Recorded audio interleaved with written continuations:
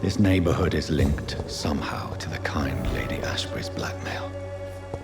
First, let's find this Petrescu fellow.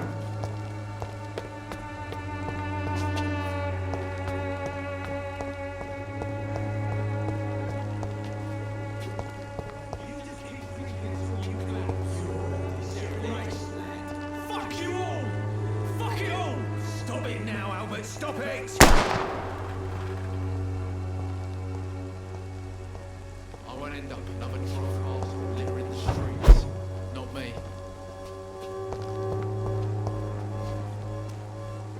Are you all right? The bastard hit the wall next to me. I don't even know if he meant to miss. If you've been hurt, I can help you. I'm a doctor. Name's Albert. Remember it. Now bugger off.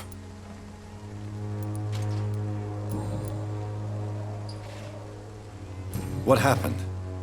Did you really steal that man's medication? Hey, I didn't do anything. It ain't me. All right. Perhaps the poor drunk just confused you with someone else. Sod off, mister. You ain't got no clue what's going on here. Bastard was a soldier in the war, so now he's got the right to shoot me. It's true. I'm not familiar with this part of town. Perhaps you could help me. I said sod off. Go find yourself another guide.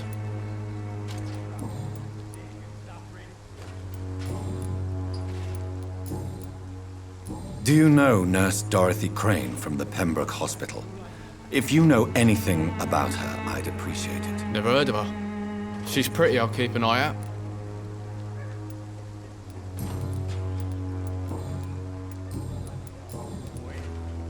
Do you need assistance? Please. Feeling tired these days.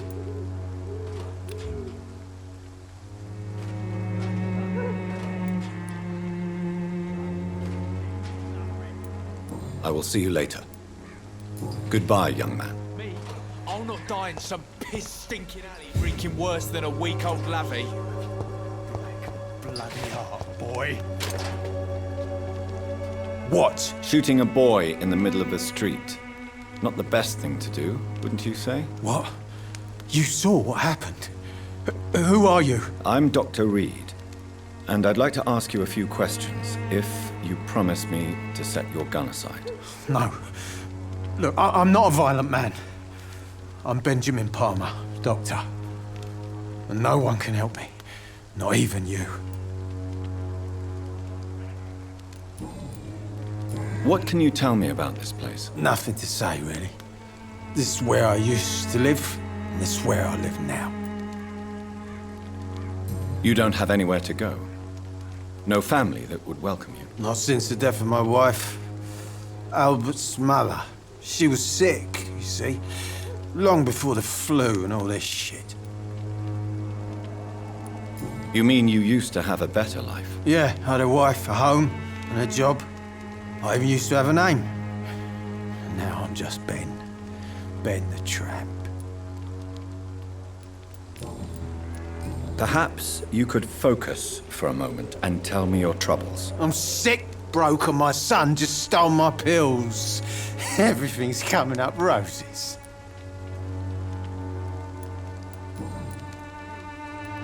Do you know Nurse Dorothy Crane from the Pembroke Hospital? Have you heard anything? It's funny, I've been searching for her too. I need some pills. But the woman is a phantom, if you ask me. Really? And why is that? Word is she ain't real. She's a cover for some doctor who runs an illegal dispensary for migrants.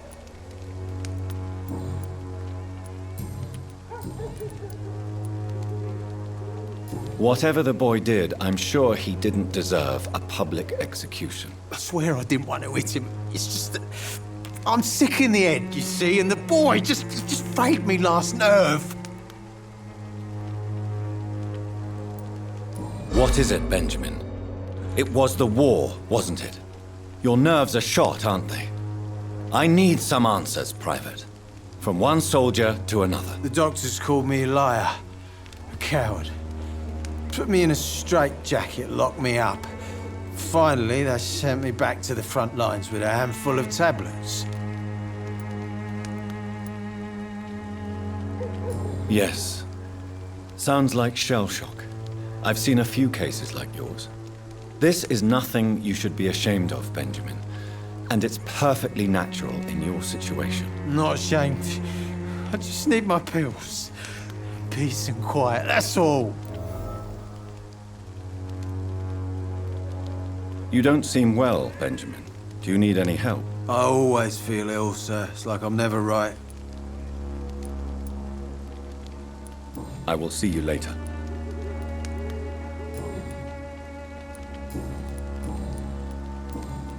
A gun, alcohol, and a bad temper make a terrible cocktail, sir. Goodbye for now.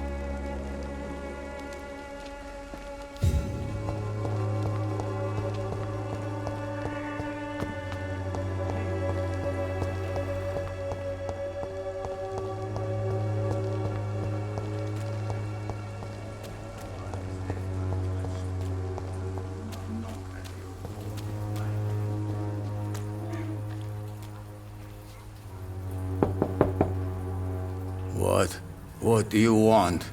Leave me alone. Good evening, sir. I'm Dr. Reed. I'm looking for Nurse Dorothy Crane. There is no Dorothy Crane here. Now goodbye. I'm afraid this medical leaflet says the opposite, sir. Really? Well, I'm afraid I'm going to close this door right now. Go bother someone else, Mr. Doctor. To enter that house, I must discover who this man really is. Maybe I could start by observing what he's up to.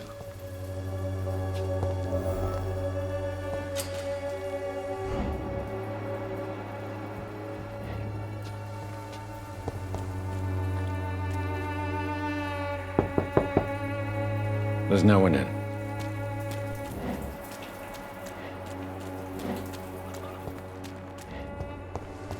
It's locked, all right.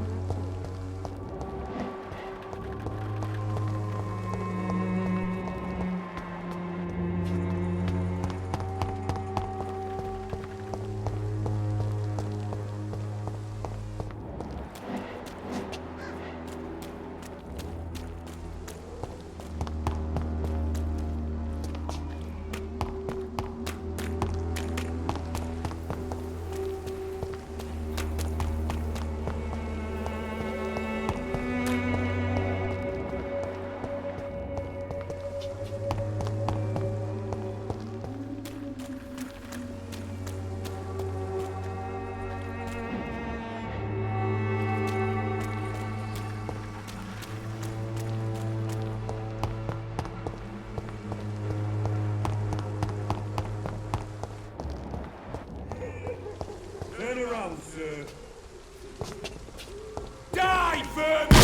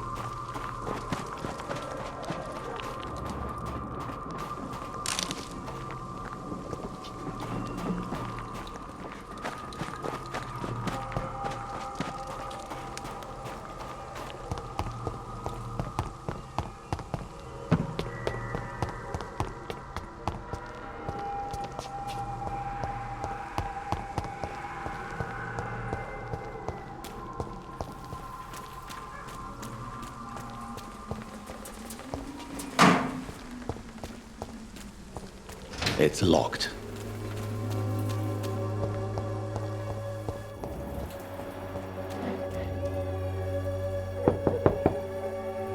no one's there.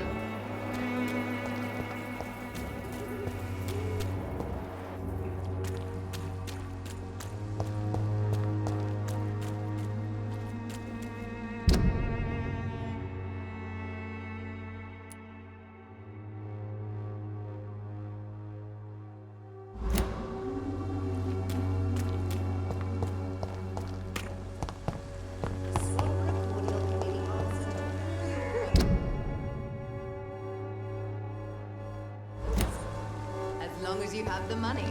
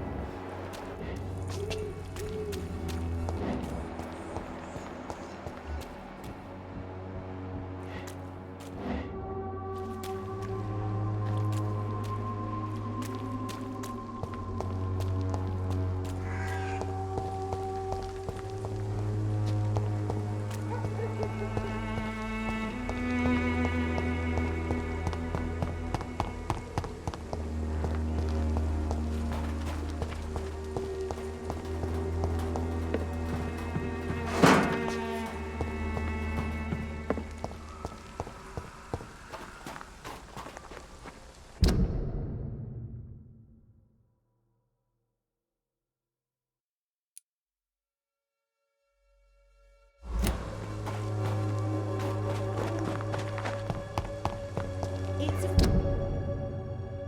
effectiveness has been proven by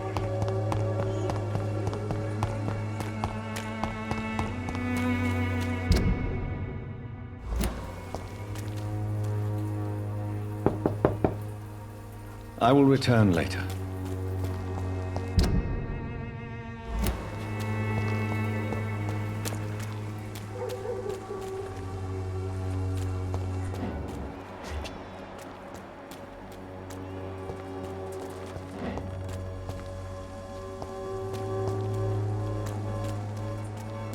It's locked, all right.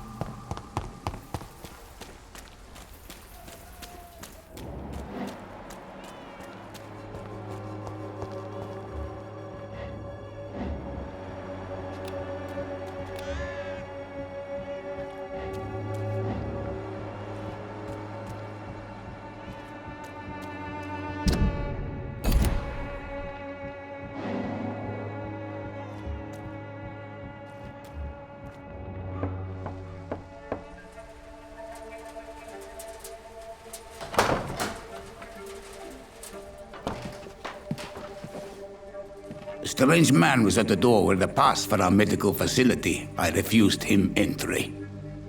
Darius, how could you know he didn't need our help? His clothes were too finely tailored to be from Whitechapel. Perhaps just a friend of that stray poet who is always about.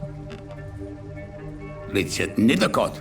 No, not of the same cloth, this man. I suspect some machination from that journalist.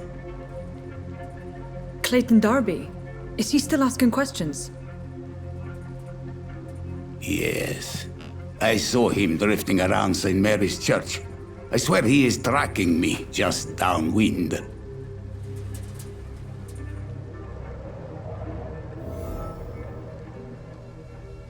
I must talk to that journalist or the poet. They must know about Darius. Nearby the church they just mentioned.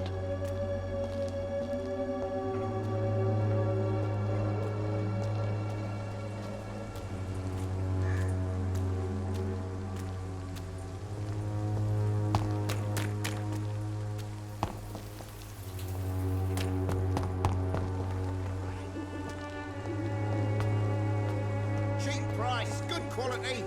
Come on, take a look. Don't be afraid. Welcome, sir. Please, take a browse of my wares. I am Dr. Reed. I would like to ask you a few questions, if you don't mind. Doctor? Interesting. I'm Barrett Lewis. Usually I don't have time to waste with talk, but at this hour of the night I can hardly refuse. How is business around here? Business? I have no business. Between this racket, theft, and customers getting scared, I'm losing money every day. I see. Sounds like you blame someone in particular for your situation. It's no secret Joe Peterson spends his time harassing merchants. But with me, he's trying to put me out of business once and for all. As a merchant, you see Whitechapel every day. Have you noticed anything out of the ordinary recently? Well, you mean besides the epidemic, the war, and all the usual crap? As long as I can remember, this part of town has been a bottomless pit, and no sign of the bottom yet. Violence is increasing in the borough. Yeah. A few nights ago, some blokes jumped me. Came out of one of the condemned workshops. Fever, madness, something like that. Where did this happen? Why did you go there? In the closed workshops nearby. I worked there as an apprentice in better days. Now I only go to find trinkets or tools. Too bad I was mugged, though. There was good money in that little box of loot I lost. Have you been hurt? No, but that's only because I ran like hell. Those men were raving lunatics, I tell you. Not even able to speak anymore, just screaming.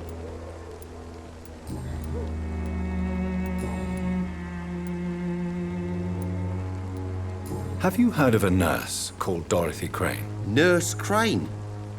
So the bitch really is a nurse, then? Always thought she was just some crafty foreigner, that one. Yes, she's a nurse, and quite a good one. What did she do to gain such notoriety? Dorothy Crane ain't even a real name. Something like Dorothea Craniu. Something like that. Came to England fleeing the war, I was told. That doesn't explain why she irritates you so much. Your precious Nurse Crane gives away medical supplies and prescriptions for free. I offered to sell it for a fair cut, but no. Miss Crane wanted to play the quiet saint.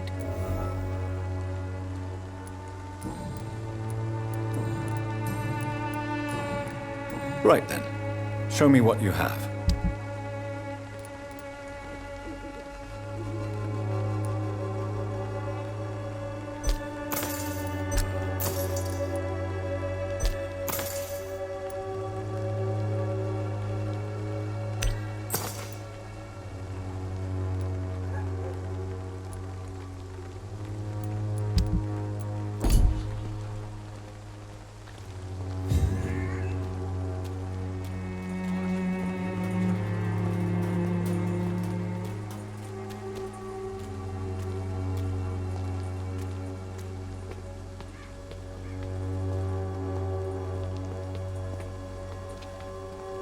Forgive my interruption. Do not apologize, my son. Father Tobias Whitaker is always happy to teach mortals about the incoming Armageddon. I am Dr. Jonathan Reed, and I just have a few questions. A scientist? You are much more lost than I thought, my son. What do you mean when you say that I am more lost than you thought? All scientists are entangled in a world of causes and consequences, and most of them can't see the plain truth. Quite a judgmental opinion, if you ask me. But what do I know?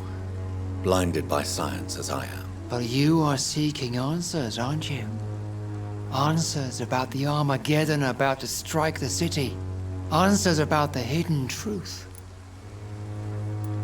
Well, I suppose I can spare a few minutes listening to your so-called truth. As a doctor, you must be aware of the decimating epidemic. But let me tell you that this so-called Spanish flu is just the beginning of the end. What do you mean? The beast is finally revealing itself, corrupting the flesh and the heart of men. With my own eyes I have seen them, those minions from the abyss. Really? And what would be your answer to this biblical threat? We must fight the disease before this legion outnumbers us. But not with scalpels and microscopes. No. What is left then? Cleansing fire. Tell me, Tobias, what exactly is your plan concerning the cleansing of this city? God will recognize his own. More than once this city has risen from the ashes, hardened and purified by the flames. Purification by fire has proved useful, but where do you stop? Burn the clothes? The buildings? The corpses? Worse? Your lack of faith is predictable. But my task is to convince rational minds like yours to see the light. This is God's will. You're mad and dangerous. You're nothing but a soulless butcher. A small-time Torquemada. The Savonarola of Whitechapel. My son, if you think salvation is a free gift, go listen to the lies of that pompous fool, Joseph. Joseph, a fool? Vicar Larrabee of St. Mary's Church. While he continues preaching his fraudulent redemption, more and more people die in the streets. What do you mean when you say that? Also, Quite a... but you are... I am. But the answers I seek are based on facts, not superstition. Do you know Nurse Dorothy Crane from the Pembroke Hospital? I'd like to know more about her. I don't like the liberal ideas of nurses, but I especially abhor that Nurse Crane you mentioned. Why do you hate Nurse Crane more than other nurses? Before coming to London, she was a member of the communist resistance in her country. That's what happens when you let a woman get involved in politics. So you're not exactly a fan of Florence Nightingale's work. But nurses are essential for modern healthcare. Nuns should be the only women allowed to take care of male patients. It's obvious only they have the necessary moral fiber.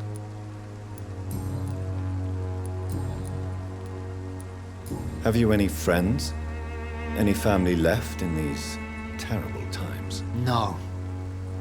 But I have a disciple I see as my son. He is so devoted. I sent him to preach the good word in the heart of this corrupted city. Where did you send him? I sent Samuel to the Stonebridge Cemetery, where the pestilence and evil grows night after night.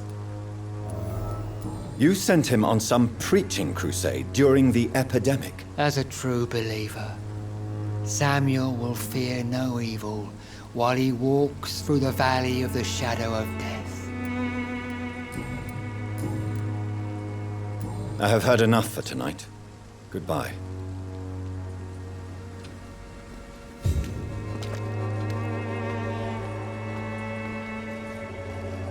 Excuse me, sir. Are you familiar with this part of town? Name's Clayton Darby, reporter. Sorry, I'm new to Whitechapel. But perhaps you could help me since you're a journalist. My name is Jonathan Reed. Dr. Reed, the famous surgeon. I'll gladly help if I'm able, sir.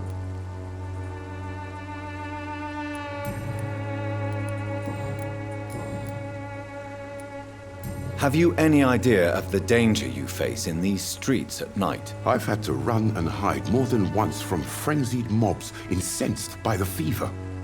Do you think the flu is really responsible for this, Doctor?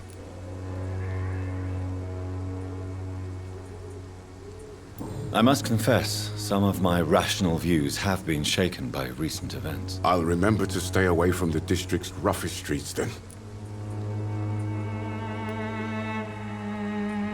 Why are the newspapers keeping silent about the Spanish influenza? It's as though none of you care. There's a war going on. People shouldn't be demoralized by news of deadly diseases. It's a disgrace. People are left to die alone. No one is properly informed of the risks. These are bad times indeed. So much for the glorious British Empire.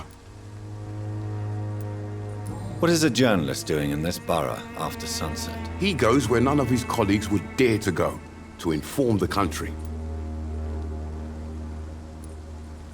So you risk your life to reveal the truth. I saw many reporters do the same during the war. Whitechapel is the crucible of so many untold stories and tragedies.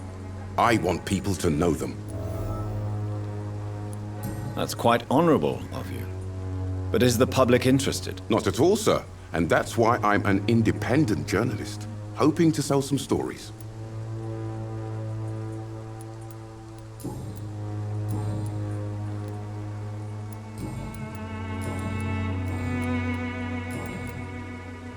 Do you need assistance? That would be nice of you, Doctor. Who knows what I may have caught during my investigation.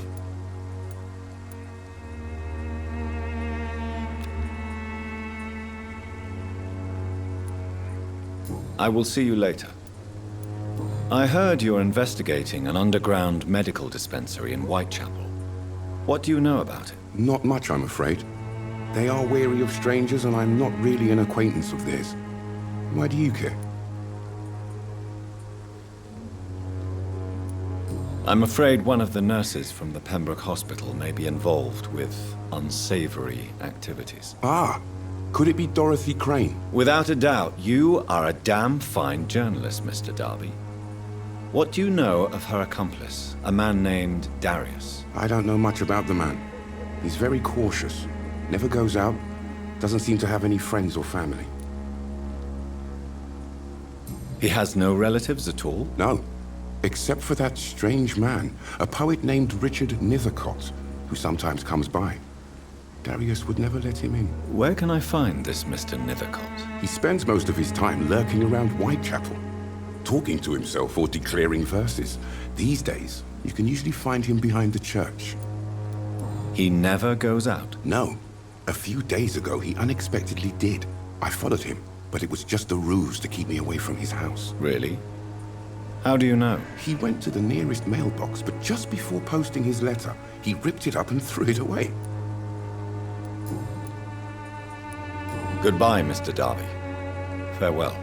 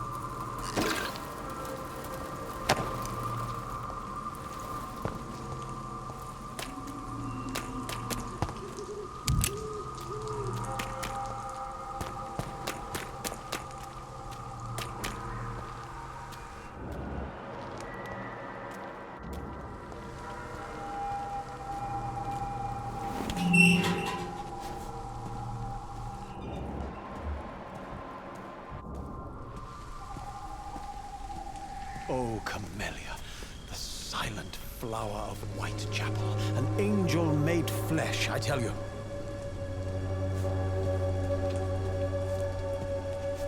Good evening, sir. I'm Dr. Reed. I would like to ask you a few questions. Please be my guest.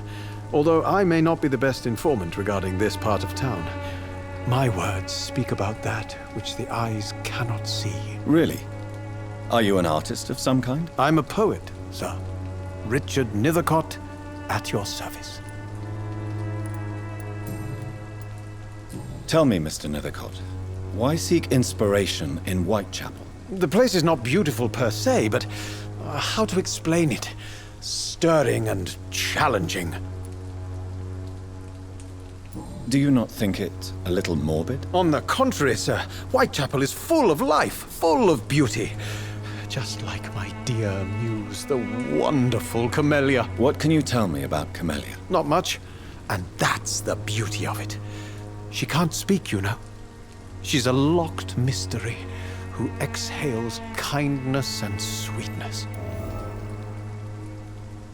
Perhaps you're just afraid to find out the truth about your muse. One day, perhaps, I'll ask her to come with me.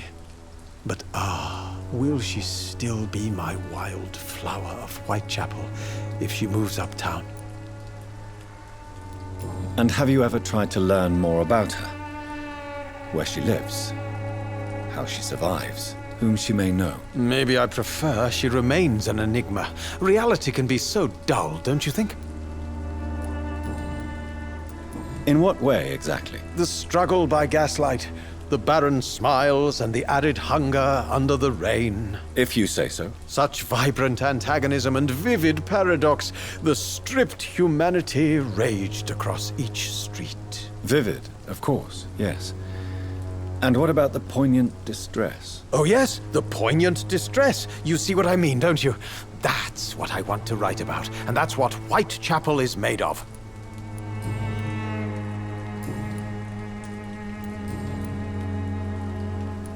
What are your thoughts on the terrible situation in this city? Terrible, you say? No. Of course, the death of so many innocents is a tragedy. But the scourge has not been all bad for the city. Oh, no, sir. What are you talking about? Do you remember London before the flu? Noisy, cacophonic, quiet nowhere to be found. And now, listen to this oddly peaceful silence.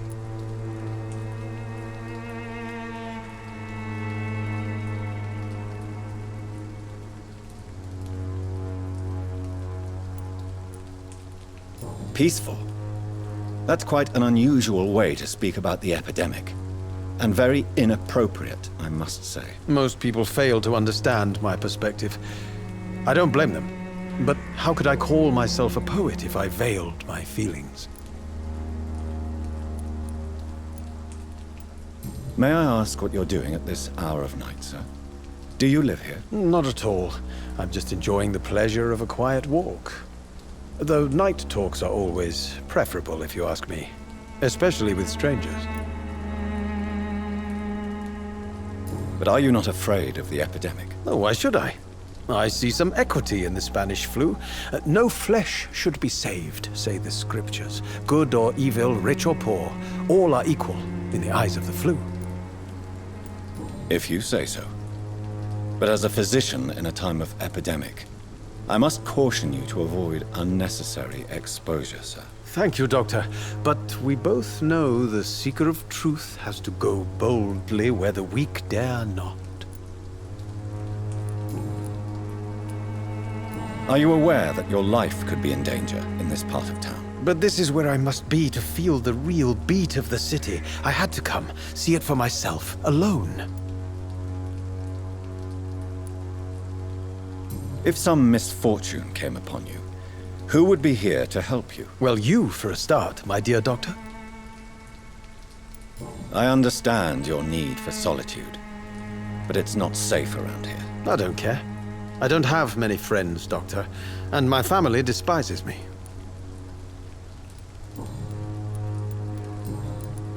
May I ask you a few questions about the district? Extraordinary part of town, is it not? I'll be glad to help you, if I can. I'm looking for Dorothy Crane, a nurse who lives in this vicinity. Dorothy Crane. Oh, I love the name. The Crane of Whitechapel. Sounds very mysterious. But, sorry, no, never heard of her.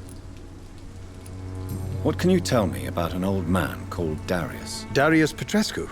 Yes, I know him. At first, I thought he was only a small publisher.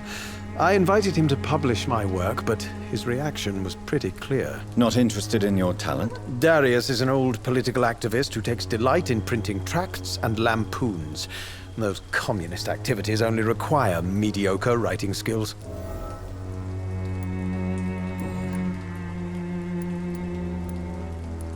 I'll leave you alone, sir.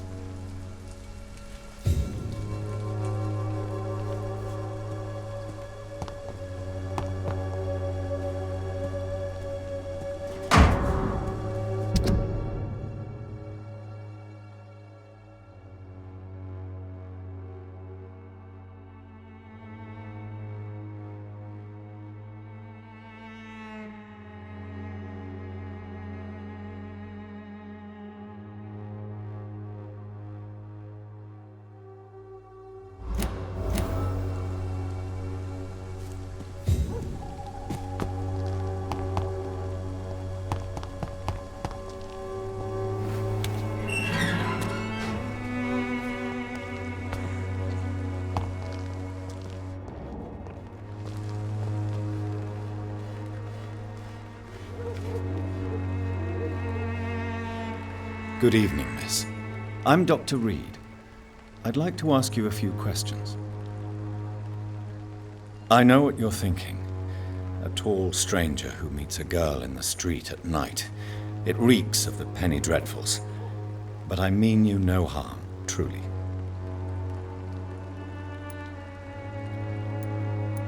I know you understand what I'm saying.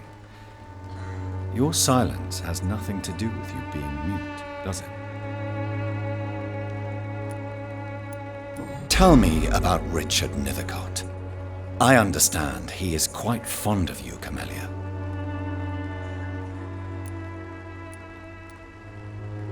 You don't seem to need my medical attention for now. Very well. Goodbye then.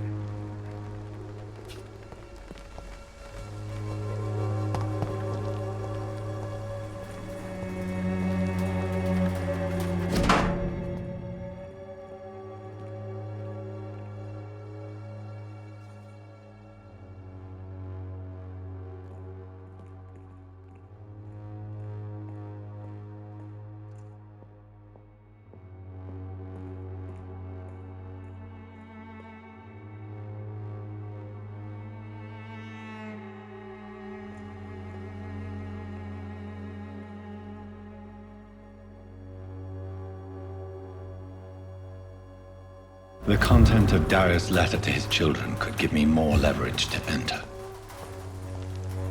Darius is a bit less of a mystery now. It should not be that difficult to incite him to let me in.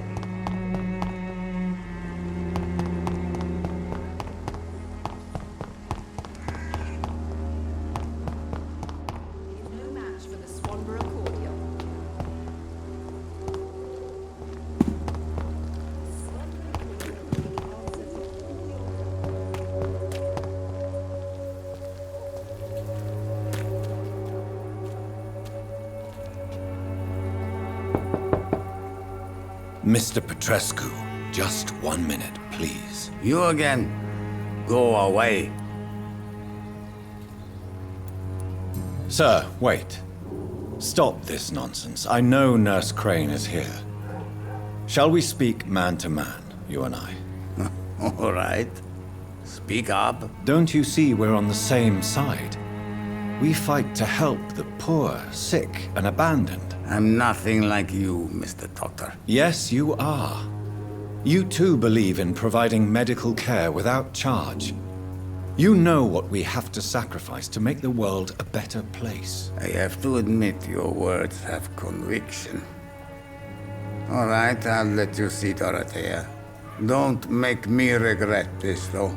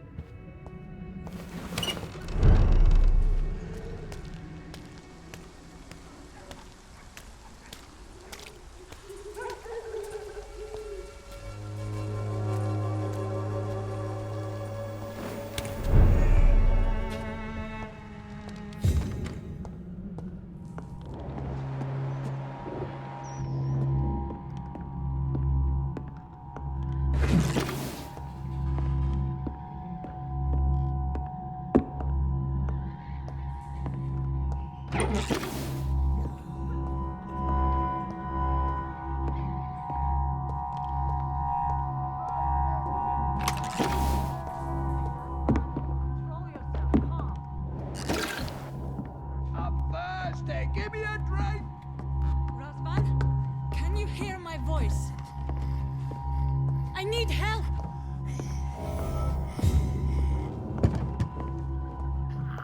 What do we have here, nurse? Patient Razvan Vasily. High fever running on 3 days. Complaints of dizziness, muscle aches, and head pain. Diagnosed with influenza. Treatment? Aspirin and salicin for the fever and discomfort. Liquids for dehydration, but he's having trouble keeping even water down. Thank you, nurse. Anything else I should know? He did lose consciousness this morning, but he's never had convulsions like these. He's not convulsing, he's choking. He's not getting any air. Scalpel! Hand me that scalpel! What can I do, Doctor? It's too dangerous to operate with these convulsions. Sedative, nurse. Do we have any anesthetics? I'm sorry, Doctor. None at all.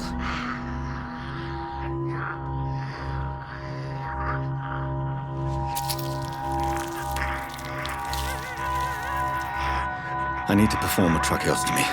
Short pipe. That rubber tube will do. We're going to cut a passage for air through the neck. Yes, Doctor. He's breathing again, but he's coughing up blood. Internal hemorrhaging. I need to make another incision into the chest cavity to drain the fluids from the lung. Prepare another tube. A thoracostomy? Doctor, we've nothing to fight the infection. We need an aseptic environment. Right then, Nurse Crane. What do you suggest we do? I've no idea. I'm not the doctor. Time is of the essence. We need to perform a thoracic drain. Yes, Doctor.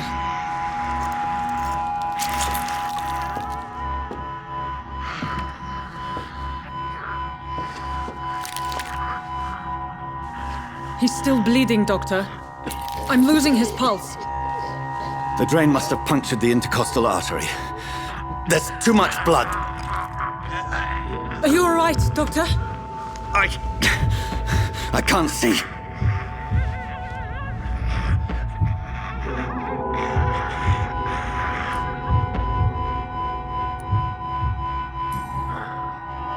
I must first suture the artery.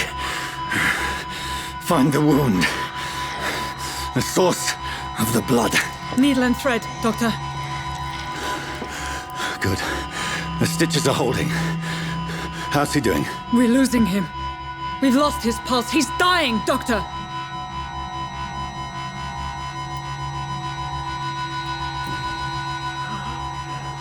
A dose of epinephrine, now. Yes, Doctor.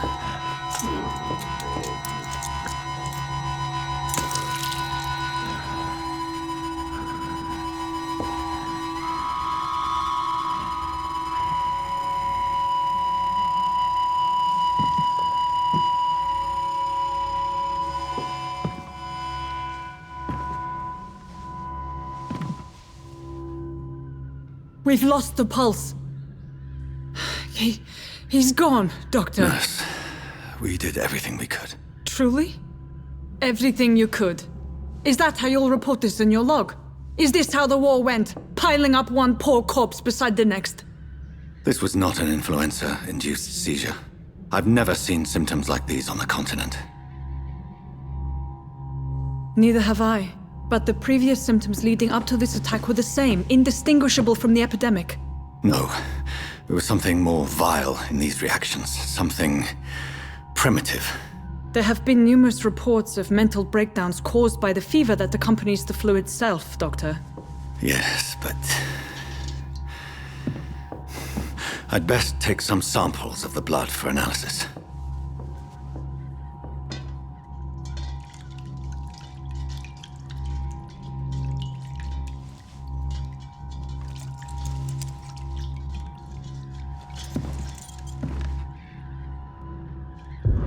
I doubt you're here to test my bedside manners. I suspect it was more than intuition alone that led you to us. So, how might I be of service, Dr. Reed? Your heart might be in the right place, but you can't carry on with this blackmail. For God's sake, Dorothy, it's extortion. It's a serious crime. Doctor, you think your warnings scare me?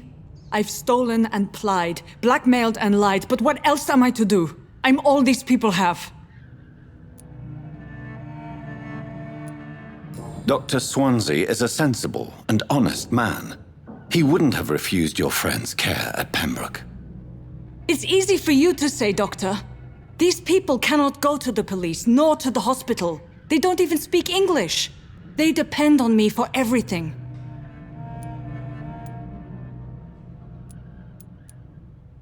So, the end justifies the means. Is that your defense? I know you're kind, Doctor. Just another fine-heeled, silver-spooned gentleman who was given the world on a platter. You know nothing of poverty. Nothing of the shame, the hunger, the loneliness. But why Lady Ashbury? Why her, of all people? She's pristine and proper, all right. But that she-wolf in sheep's clothing murders the poor for sport. I have her where she belongs, and I'll milk her for all she's got.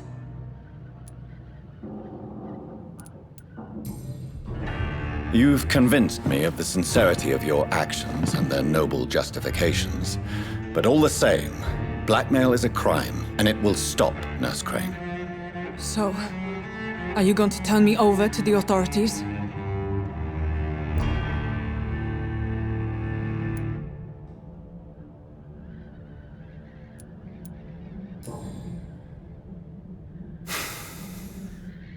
No. Your place is here. Jailing you would be an even greater crime. So, here is my proposition. I'll look the other way on your little enterprise.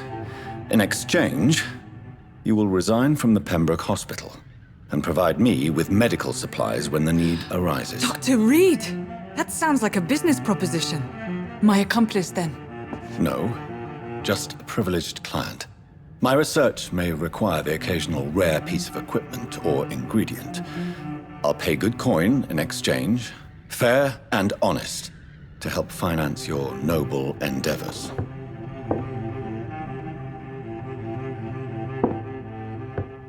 We have ourselves a deal, Doctor. Good customers are always welcome. Yes, Nurse Crane. We have a deal.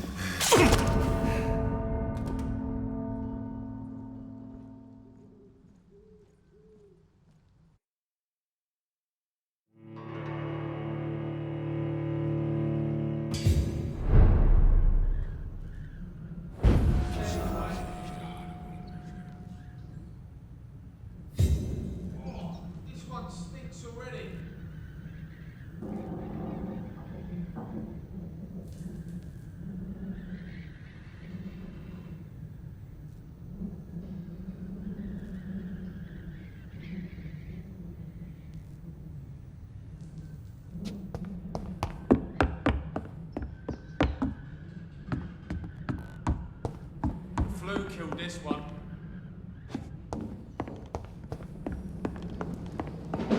It's a...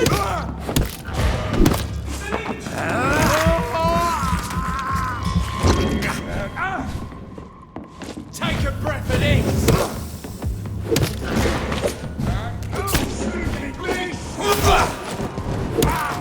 Bloody leech!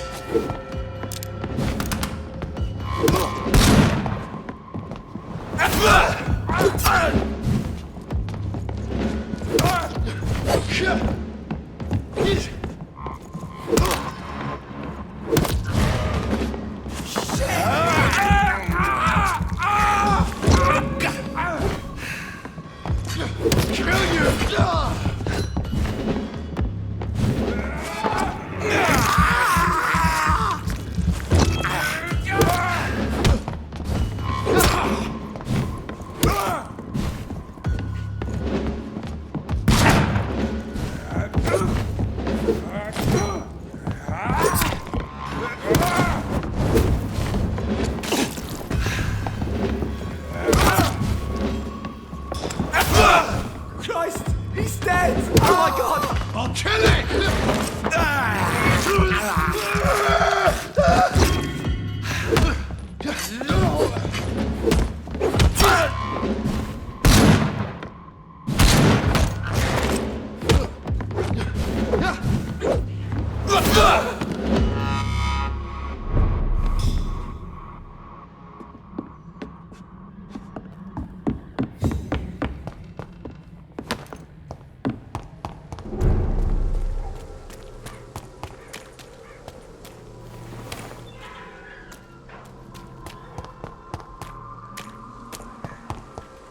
The Swanborough cordial can be the answer to all your problems. As long as you have the money.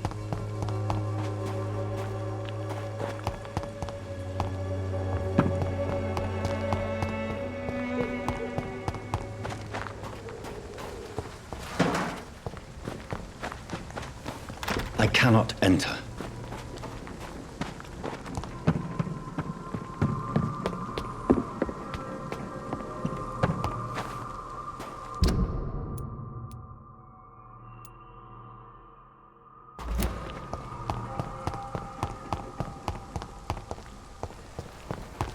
Its effectiveness has been proven by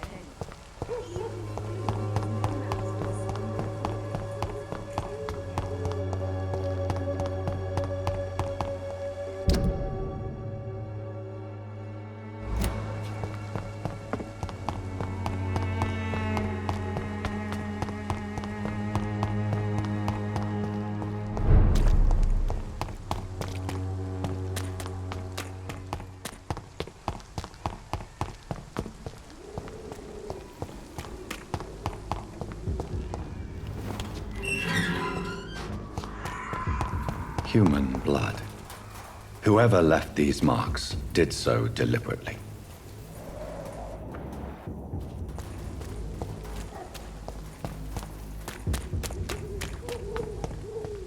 Kill him, boy! Crush the leech, boys! Die, burning!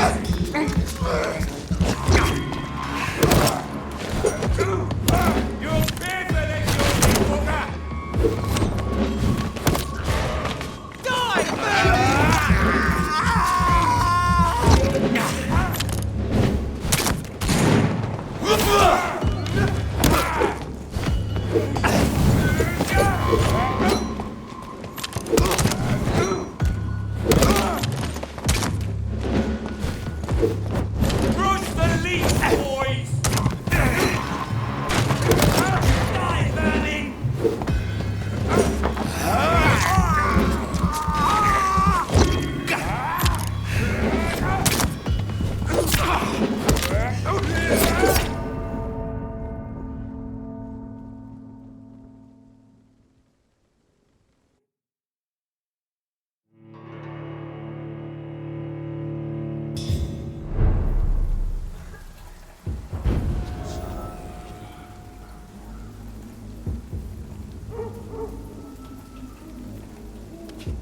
Human blood. Whoever left these marks did so deliberately. Come on, vermin!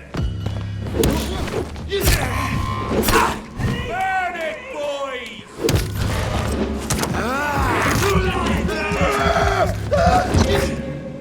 vermin! Let's see how he likes a bit of fire!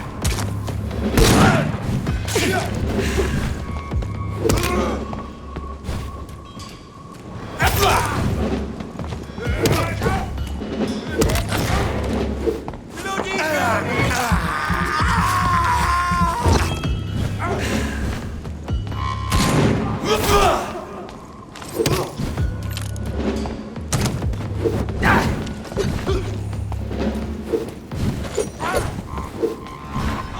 He's take its head!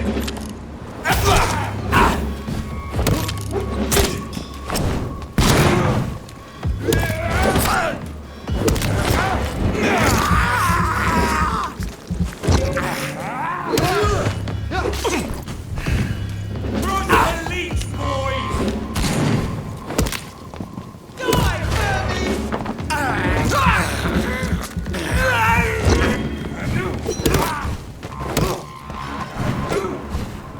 Burn! That's what you do!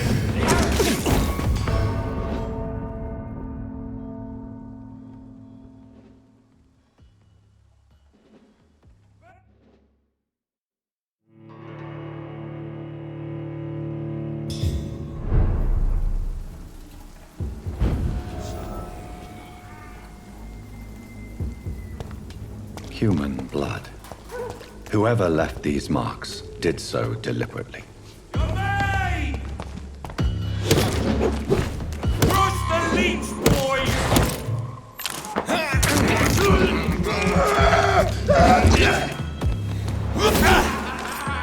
Don't like burning, does it? Burn it, boys!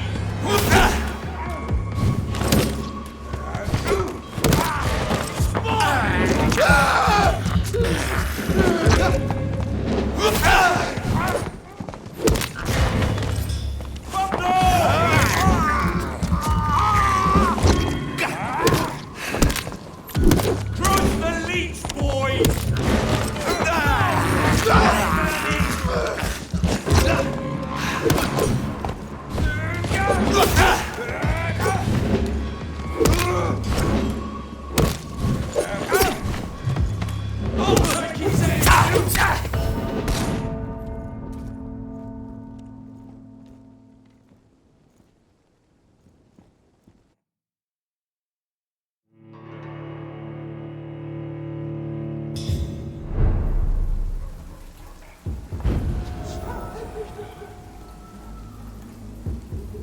Human blood. Whoever left these marks did so deliberately. Bloody monster!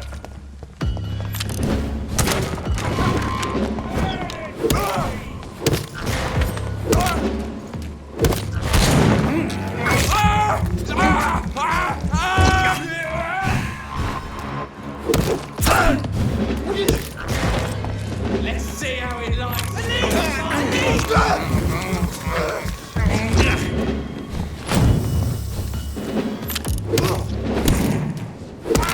Look at it!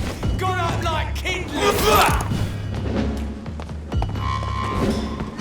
it! Crush the leech, boys!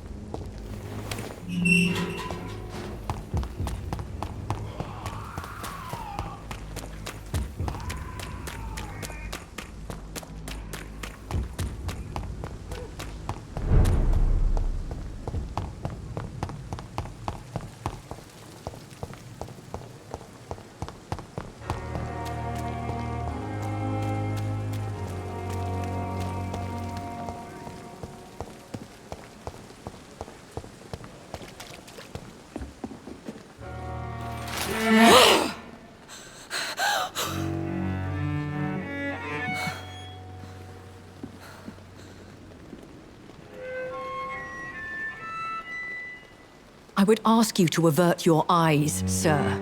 Or did you not know it was rude to stare? I knew it. Speak up, Dr. Reed. I like a man who speaks his mind.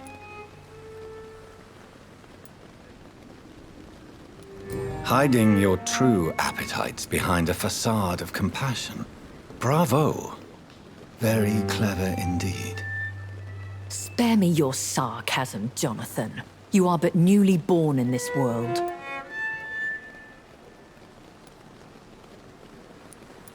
We are vampires. We live by leeching the blood from weaker prey. We are Darwin's next chapter. His cynical and perhaps ultimate expression. The situation is somewhat awkward nonetheless. I have not been observed sustaining myself for many decades. I have to say I'm a trifle embarrassed. Anyway, I have concluded my inquiries concerning your blackmailer. I see. Please excuse my agitated state. Under normal circumstances, I wouldn't let anyone see me in this condition. I must confess I have not put an end to the blackmail, my lady. Unfortunately, I could not bring myself to do it. I'm so disappointed in you, Jonathan. I didn't expect this from you. Lady Ashbury, you yourself admitted how ridiculous the sum of money was. I can assure you it was all used for charitable ends. Well, you are full of surprises, aren't you, Jonathan? All right, say I trust you, but you will still pay the ransom.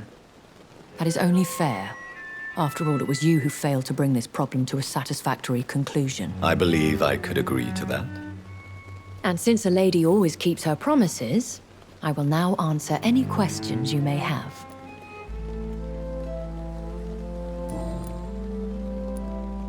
Are there many vampires here in London? Immortals are of a rare breed, and we often tend to hide. But you may occasionally meet some of us at night. Do you know any of them? Have you an idea of the identity of the vampire who attacked me? You mean your maker? No, Jonathan, I have no clue. But I fear he or she is as careless as cruel. To let you discover your new condition by yourself. What do you mean? Every now and then, you may discover an immortal in the deep of the night. But we are a rare and reclusive breed. Our progeny is almost never accidental. Will they all be as affable as you, my lady? I do not see why not. But remember, even the shark smiles before he bites. That sounds like a lesson from experience. Vampire politics are as intricate and sometimes tedious as a game of chess in a gentleman's club. I've learned from experience it is best to decline to play. I've been away from London and England for 3 years. This isn't the city I remember. Things have gone from bad to worse here, Jonathan. I've lived in this city for a long time, and I've never seen it like this. The Spanish flu has hit London that bad. Yes, but it's not just that. I've heard things. Things I've not heard for a very, very long time. There are whispers in the shadows. Something far worse than the Spanish flu is here in the city. What is it you fear? Fear has long since flown this form. But there is something malevolent circling us. I feel fear is merely waiting in the wings. When I awoke, changed, I was chased and attacked by vampire hunters. Prepared and well-trained. Though I can't be certain, more than likely it was the once glorious Guard of Priwen. Once glorious, but still dangerous. They have seen better days, but all fanatics are dangerous. You would be wise to stay clear. They are sworn to destroy our kind. You make them sound like some sort of cult. More a society, and like all the best ones, a secret society. I thought them almost gone, but it seemed they have been recruiting.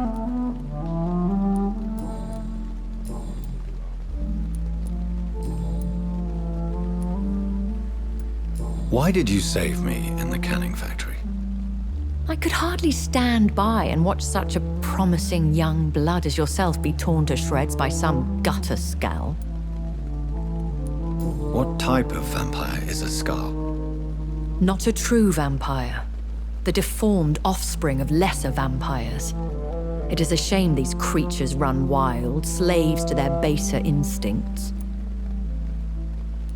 William Bishop wasn't the vampire that created me then? No, Jonathan.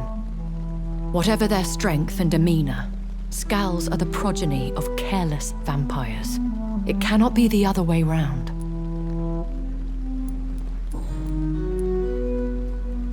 Why does Dr. Swansea allow you to feed on the patients of the hospital? Dr. Swansea is a good and compassionate man. He is trying to find a solution for our hunger. Until that happens, he is clever enough to understand that I only feed upon the dying. What do you know about this Brotherhood of St. Paul's Stole? The Brotherhood is well known amongst London vampire society. As long as our kind is discreet, and as long as they do not interfere, we have come to a mutual understanding. And no one suspected you of the murders? As you well know, suspicion has recently fallen on me of killing for pleasure. But you have my word, Jonathan. I take no pleasure in taking a life. I know this is beyond the pale, but may I inquire your age? Really? And I thought you were gentlemen. If you must know, I'm 27. I've been 27 for a long time now, and 27 I shall remain. Very well, but I believe there is more to this than you are saying. A lady has to have some secrets. And who bestowed upon you this eternal youth? My maker. He left this isle a long time ago.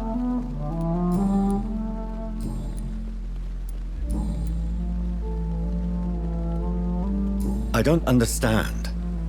Why was I created and then left for dead? That is a question only the one who made you can answer. It's not normal practice. I doubt even if you find him, he will answer you, considering how cruelly he treated you. So me being a vampire could have been a mistake. I very much doubt it, Jonathan. Contrary to the legends, it is not as simple to make another vampire by just biting someone. I'd like to avoid creating another vampire by mistake anyway. Tell me, how is it done? The process is dangerous. It could even kill your potential progeny. If you did decide to sire an offspring, they must drink of your blood, Jonathan.